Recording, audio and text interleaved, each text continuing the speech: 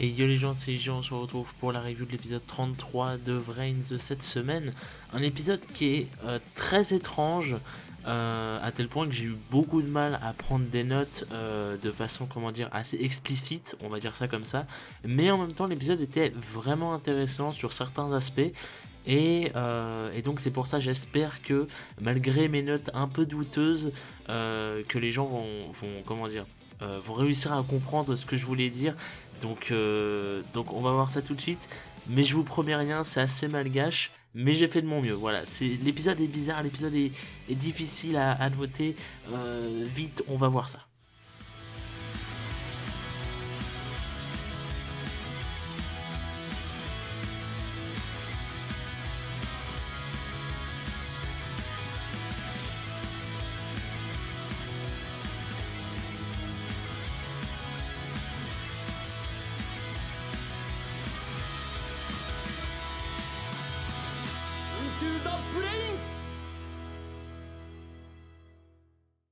Donc un épisode assez étrange. Quand je dis étrange, c'est au niveau du duel surtout. Après, comment dire, il y a du développement dans l'épisode, donc c'est ça qui est plutôt intéressant.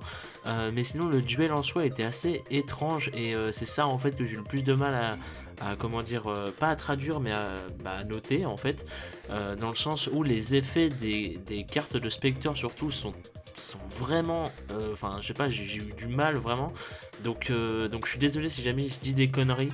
De toute façon il y aura toujours les joueurs d'élite, hein, tels que Yuli-sama, qui seront là pour nous corriger dans les commentaires. On les remercie d'avance, mais mais bon, on va essayer d'y aller quand même.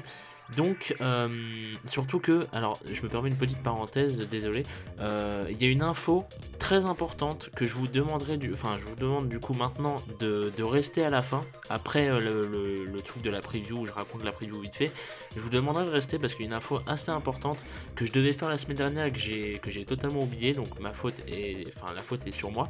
Mais du coup, cette semaine je vais le faire, donc je vous demanderai de rester, c'est une info très importante. Voilà. Donc, de retour dans l'épisode, excusez-moi pour ça. Donc, comme d'habitude, Blue Angel très rapidement enchaîne les invocations pour invoquer des links, plein de nouveaux monstres, etc. C'est les Trickstars. Donc, il y a plein d'invocations, il y a plein, comment dire, de dommages par effet. C'est un deck burn, hein, je vous apprends pas ça.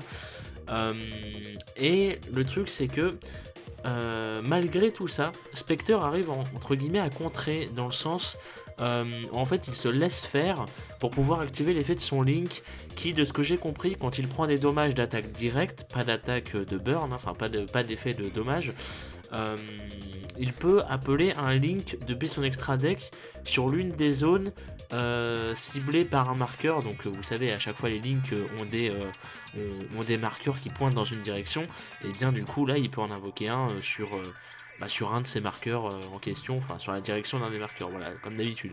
Donc voilà.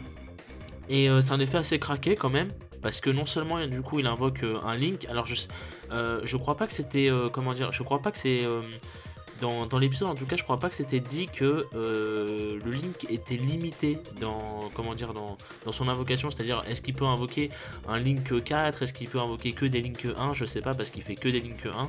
Donc voilà, donc je sais pas trop, mais je crois pas que c'était précisé que genre c'était limité à 1, donc à voir. Mais enfin bref, du coup c'est assez craqué quand même comme effet. Et en plus de ça, il peut soigner ses points de vie du même montant que les dégâts qu'il a reçus. Donc en gros, le seul truc qu'il a pris, c'est il a ajouté un Link sur son terrain. Donc c'est plutôt pas mal. Euh, et après ça, du coup, Spectre lui confie quelque chose à Blue Angel, hein, il parle à Blue Angel. Il pense savoir d'où vient son pseudonyme en fait, d'où vient l'origine de son pseudo. Et ça, c'était quelque chose que j'ai trouvé très intéressant. En fait, il parle d'un livre, et c'est ce qu'on voyait dans la preview.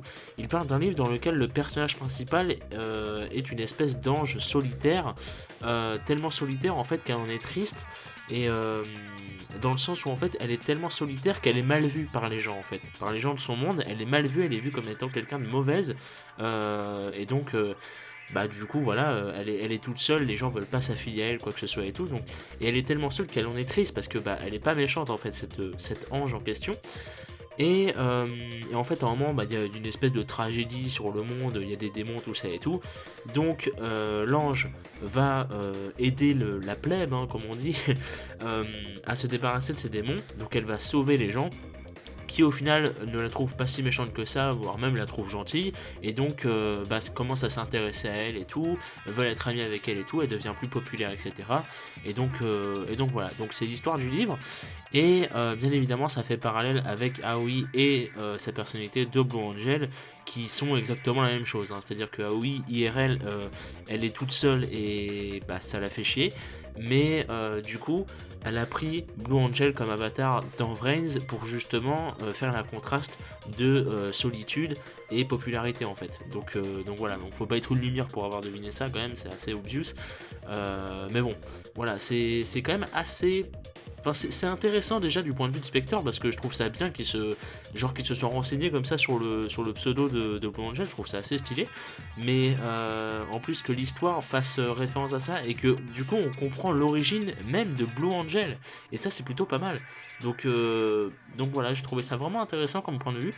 Et Spectre aussi, en fait, il trouve ça très marrant, dans le sens, en fait, il la troll vis-à-vis de ça, il la troll, et du coup, il y a Blue Angel qui est là en mode, ouais, tu trouves ça marrant de faire chier les gens sur les origines et tout, etc. Et Spectre il dit, bah ouais, moi j'aime bien ça.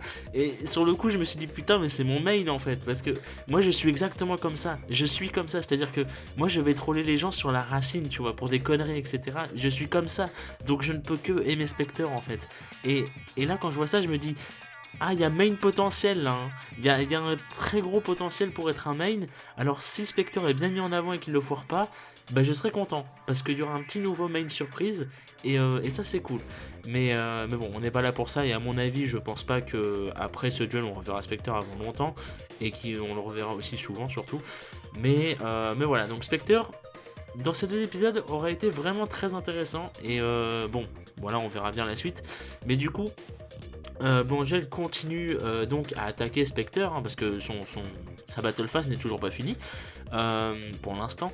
Et donc Spectre lui enchaîne avec un autre effet qui en fait diminue de 800 les dommages qu'il va prendre pour chaque marqueur sur le link qui est attaché à son arbre. Si vous voulez, c'est pour ça que je vous disais que c'était très compliqué à noter, dans le sens où, vous savez, son link de base, c'est son arbre, d'accord. Et donc, son arbre a réussi à invoquer d'autres links. Donc voilà. Et donc, ces autres links ont un effet qui est lié à l'arbre en fait où ils sont reliés. Vous voyez comme c'est bordélique comme pas possible en fait l'épisode. Et enfin pour moi en fait au niveau compréhension c'était assez chaud. Et du coup en gros vu que l'arbre de Spectre est un link 1, eh bien il va perdre, il va réduire les dommages de 800 points. Voilà, s'il serait link 2, ça serait 1600, etc. Voilà. Donc voilà, donc là il va diminuer les dommages qu'il va prendre par 800, et donc de 800 points pardon. Et donc voilà. Et donc, à sa destruction, ce fameux Link, parce que ce Link est quand même détruit, hein, il fait juste que réduire les dommages, donc le Link est détruit, et bien la battle phase se finit ensuite. Donc voilà, donc il a quand même réussi à counter en fait la battle phase, parce qu'il lui restait encore 2 attaques je crois à Blue Angel derrière, donc c'était pas rien. Et justement Blue Angel comprend qu'elle a du coup à faire un deck totalement défensif, ce qui est assez un cauchemar pour elle du coup, surtout que là c'est pile le counter team qu'il faut pas, donc comme d'habitude c'est Yu-Gi-Oh quoi. Donc voilà, c'est assez gênant pour elle. Et justement en parlant de quelque chose d'assez gênant, on va changer totalement de décor. Il y a Kelo et Ato qui sont à nouveau présents dans Vrains, hein, les 2 petits cons comme on les appelle, et qui tombent sur un mini playmaker en fait, dans le sens où c'est sûrement un espèce de gosse qui est fan du héros de Vrains, hein, on va l'appeler comme ça, et qui du coup veut lui aussi protéger Vrains à l'instar de son héros. J'ai trouvé ça très mignon, très touchant. Et par contre ça va pas durer longtemps, parce qu'il y a un building qui s'écrase dans Vrains. En fait c'est le 11 septembre, hein, c'est comme ça. Et du coup il se fait sauver par le vrai playmaker. Et ça j'ai trouvé ça, comment dire, j'ai trouvé ça très touchant ce petit passage. Enfin j'ai trouvé ça mignon. Dommage que ça n'avait pas été plus exploité que ça, mais en même temps venant de playmaker c'est un peu normal. Et donc justement Playmaker, oui pardon, euh, lui dit en fait qu'il comprend ce qu'il ressent et tout, parce que le mini Playmaker était là en mode oui, je vais débarrasser Link des Anoi et tout, parce qu'ils nous font chier, etc. Enfin, voilà, en gros, c'est un fan de Playmaker, donc il agit comme Playmaker, quoi. Sauf que c'est un gosse, donc il se rend pas compte du danger. Et donc, du coup, Playmaker lui dit que oui, du coup, il comprend ce qu'il ressent, mais qu'il doit laisser faire en gros les professionnels, et que du coup, il peut compter sur lui pour sauver du coup Link Vrains, etc. Et donc, le gosse lui dit d'accord. Je suis avec toi et tout, et il se casse, et voilà. Donc en soi, c'est un passage qui est totalement inutile, sauf pour être mignon en fait. Donc je me suis dit je vais le noter quand même, parce que comme ça il n'y a pas que du duel dans mes notes, et donc voilà, les gens peuvent se dire que bah, je ne fais pas que des reviews où je m'embrouille, tu vois. Donc voilà. Donc on retourne justement dans le duel. Spectre, lui, il dit en fait qu'il a su analyser totalement Blue Angel, et ça j'ai trouvé ça très très bon en fait comme passage, dans le sens où comment dire, c'est un passage qui est assez horrible et en même temps qui est très très bon, dans le sens où en voyant ce passage je me suis dit waouh, Spectre c'est un gros fils de pute, on va pas se mentir. Je suis désolé s'il y en a parmi vous qui sont assez jeunes ou qui ne supportent pas trop ce genre d'insultes, hein, mais il faut se le dire, à un moment il faut se le dire, Spectre est un fils de lâche. Et donc j'ai bien aimé en fait, parce que ça comment dire, ça m'a conforté dans mon idée que bah, c'était un main potentiel. En fait, si vous voulez, il dit qu'il a totalement du coup analysé Blue Angel, qu'il a su lire dans son cœur, etc., qu'il a su voir au plus profond de son cœur, tout ça. Et en fait, qu'au plus profond justement de son cœur, il y voit une petite fille de 6 ans, par exemple.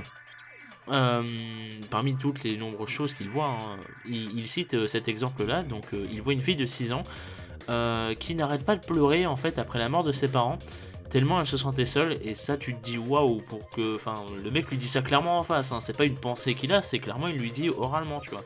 Donc c'est assez chaud quand même d'évoquer la mort de ses parents comme ça, sans pression. Et en fait, il explique que c'est à cette période-là que Akira lui lisait le fameux livre, du coup nommé Blue Angel. Et donc à cette période, cette héroïne du livre, hein, ainsi que son frère sont devenus des sortes de trésors pour Aoi, en fait, pour la petite Aoi. Ce sont du coup des trésors qu'elle ne veut absolument pas perdre. Et enfin c'est normal, dans le sens où bah, c'est sa seule famille restante, et c'est littéralement ses origines en fait. Donc voilà, c'est totalement logique. Et je trouvais ça vachement intéressant et assez culotté de la part de Spectre, dans le sens où bon, on avait bien vu pendant les 2 derniers épisodes que Spectre était quand même un assez gros connard, mais à ce point là tu te dis ah ouais, quand même le mec est assez chaud. Et moi j'aime bien ça, donc voilà, je vais pas m'en plaindre, hein, bien au contraire, mais voilà, je tenais à le dire, j'aime beaucoup ça, donc ça m'a fait plaisir, même si j'ai été un petit peu surpris en même temps. Et donc, après avoir subi quelques dommages, du coup, Spectre active encore une fois l'effet de son arbre afin d'invoquer un nouveau Link 1 qui lui permet non seulement cette fois-ci de récupérer les dommages qu'il avait perdus, mais en plus de regagner des points de vie grâce à l'effet du coup de son nouveau Link. Donc c'est assez craqué.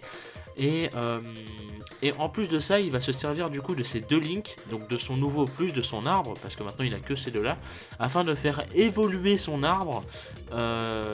Donc c'est un nouveau link, hein, attention, mais c'est un arbre plus grand, voilà, avec plus de bourgeons. Je pense que c'est des bourgeons. Donc voilà, il a fait évoluer son arbre, très bien. Sacré Ace Monster comme on dit, hein, c'est assez triste, mais bon, pourquoi pas.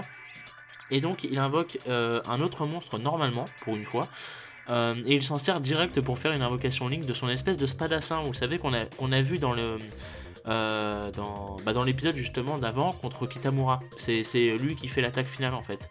Et donc cette espèce de spadassin qui s'appelle le nom de l'archétype plus slasher, je crois. Mais bon, on va l'appeler spadassin parce que j'ai envie. Et bien lui, il augmente de 800 son attaque pour chaque marqueur que possède son arbre, pardon. Et donc du coup, et ben il passe à 2400 points d'attaque. Donc voilà, c'est quand même assez balèze. Enfin, de base, il a 800. Et donc il passe à 2400, il arrive à détruire Holy Angel en match nul, en fait, c'est-à-dire que les 2 monstres se détruisent mutuellement. Tout ça pour au final activer son effet, en fait. qui lui permet de ramener sur son terrain le monstre qu'il vient de détruire. C'est-à-dire que du coup Spectre possède Holy Angel. Voilà. Donc du coup, bah AOE, enfin Blue Angel, pardon, c'est la même chose, mais bon, vous savez que voilà, gimmick. Du coup, Blue Angel va affronter son Ice Monster. Et voilà, et en gros l'épisode se termine comme ça, alors qu'elle semble bloquée. Blue Angel semble avoir une idée incroyable pour renverser la situation. Et donc, voilà, c'est comme ça que se finit l'épisode. Donc c'est quand même un épisode très, comment dire, c'est un épisode vraiment compliqué en fait à aborder, je trouve personnellement. Alors peut-être qu'il y en a qui l'auraient totalement mieux abordé que moi, hein, je pense même. Mais personnellement j'ai eu du mal, donc c'est pour ça que je vous dis que l'épisode était assez compliqué et en même temps assez intéressant. Et du coup la preview nous montre que le duel entre Blue Angel et Spectre continuera et se conclura très certainement, hein. Mais du coup on n'apprend rien d'autre, on apprend juste ça. Donc voilà, il n'y a même pas d'autre plan que le duel en fait. Donc on apprend vraiment rien. Et on n'apprend même pas si l'épisode, si le duel pardon sera fini. Mais bon, on pense que oui quand même, un duel ça fait pas 3 épisodes, faut pas déconner. Mais bon, voilà. Donc la preview ne nous apprend pas grand chose. Et donc je vais finir avec ce que je voulais vous dire, que je vous disais au début de la vidéo. C'est qu'en fait une petite news qui du coup n'a rien à voir avec cet épisode là en question, mais à voir avec Vrains en général. Notre cher Yuli-sama, que vous connaissez plutôt bien maintenant évidemment, notre cher Yuli-sama s'est mis récemment à faire la VostFR des épisodes de Vrains, tout simplement pour rattraper le retard de la team synchro, parce que en fait si vous voulez il y avait Deformer Lua qui faisait les épisodes et il les traduisait assez rapidement, mais il a arrêté. Récemment il a arrêté, du coup Yuli-sama s'est dit bon bah tant pis, il faut que je prends la relève, je veux pas que les gens soient en retard, et que même si les gens suivent la VostFR, du coup bah ils seront obligatoirement en retard, du coup bah là il faut éviter qu'ils soient en retard, en gros c'est telle est la volonté, tel est le Nindo de Yuli-sama. Et donc du coup Yuli-sama oui a commencé à refaire Vrains depuis l'épisode 1 et surtout depuis l'épisode 30 ou 31 je sais plus. Du coup voilà, il est en train de carburer, etc. Il y passe littéralement des heures. Et du coup je crois qu'il est à jour, là du coup il est pas à jour actuellement, c'est à dire que là vous aurez pas le 33 parce que c'est un épisode à part en fait le 33, c'est à dire qu'il y a eu des problèmes au sein même de l'épisode, comment nous on est censé l'avoir et tout, c'est à dire par Crunchyroll ou Horrible Sub, des trucs comme ça et tout. Il y a eu des problèmes rien que vis-à-vis de ça, donc c'est pour ça que l'épisode était un peu plus dur à trouver et que c'est pour ça que Yuli-sama va mettre plus de temps à le traduire.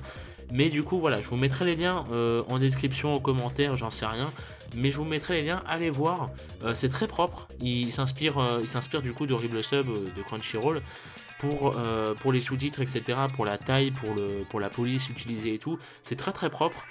C'est de la 1080 évidemment, je crois qu'il y a aussi de la 720.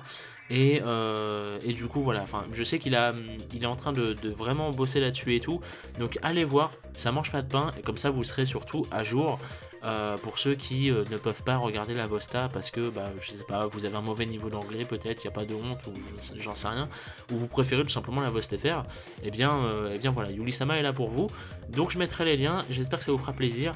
Et j'étais censé en parler la semaine dernière mais j'ai totalement oublié, je suis désolé. Et puis du coup voilà. Donc merci, allez checker un coup d'œil du coup à ça. Et puis voilà. En attendant on se retrouve la semaine prochaine pour tout simplement les autres reviews. Alors la semaine prochaine il n'y aura pas de review de Vrains parce qu'il n'y aura pas d'épisode de Vrains. Je le rappelle au cas où. Mais bon, du coup voilà. En attendant, bonne année en avance, hein, écoutez. Et puis voilà, on se retrouve à l'année prochaine, incroyable. Plus jamais vous refaites cette blague, s'il vous plaît. Mais on se retrouve du coup, oui, dans 2 semaines, ou la semaine prochaine pour Pokémon, ou peut-être la semaine prochaine pour la FAQ, parce que la FAQ va être en retard, mais du coup elle sortira la semaine prochaine. C'est bordélique en ce moment, tout est bordélique, je suis sincèrement désolé. Mais du coup voilà, cette vidéo est trop longue. Merci, rendez-vous à la prochaine, et puis des bisous.